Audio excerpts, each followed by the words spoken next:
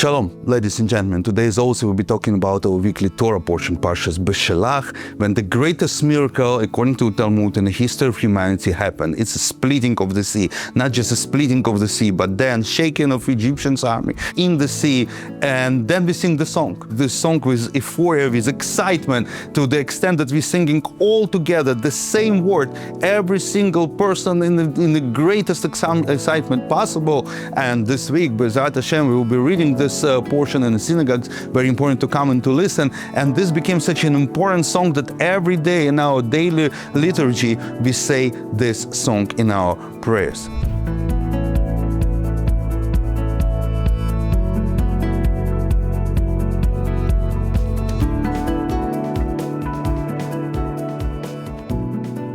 But I have a question. A couple of weeks later on, we received the Torah on Mount Sinai. The greatest revelation ever happened to anywhere in human history.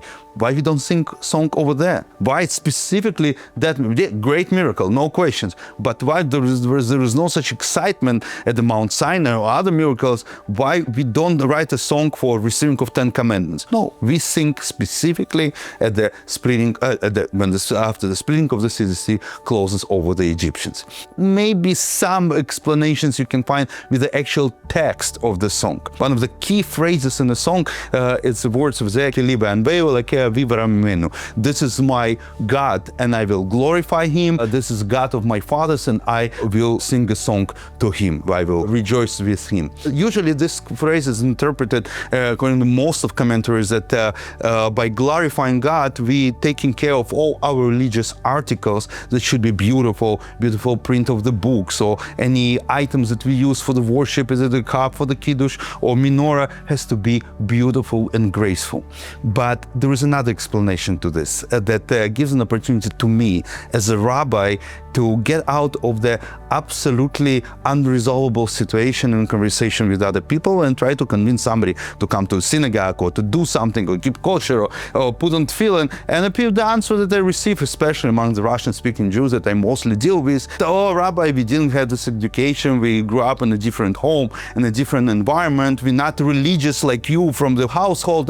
To try to explain that I also wasn't religious from home, and I wasn't born to religious, and I came to this later on my teenage years. It's useless, because we are champions to find excuses to avoid to be ourselves, but mostly those excuses because we're afraid from something unknown. And this phrase, according to interpretation of great Kotzker of Menachem Mendel Morgenstern from Kotsk, gives the answer how to get out from the situation, how to respond to the situation. Because he pays attention to something very strange. This phrase says, first of all, this is my God and I will glorify him. And only then, this is God of my fathers and I will rejoice with him. He says that first of all, it has to be the God, your own, personal, intimate God. When you can point the fingers in every given moment and say, this is my God and that is my God. He is with me everywhere, at work or at home, at the dining table or at the bedroom, by the computer or in the car, in the transportation or airplane, doesn't matter. And every given moment you can point your finger and say, this is my God. And only then it will be glory, when you can point a finger at your personal God. Unfortunately, when it's a God of your fathers, when you get this education, you have a pressure of the baggage of the Judaism from the previous generation. You continue the lineage and you continue the same traditions and so on, and there is no excitement in this. Excitement could be, and the euphoria of the song and so singing and dancing could be only when the God is yours, personal, intimate God. All of us, most of us, at least who will listen to this video, including myself, we are in very, very winning situation, because I didn't have the Judaism back in my home. I don't have this baggage of the lineage of Judaism. I can begin pointing fingers anywhere at my God, my personal God, and then the excitement will come. Thank you very much. Good luck. I see you next week.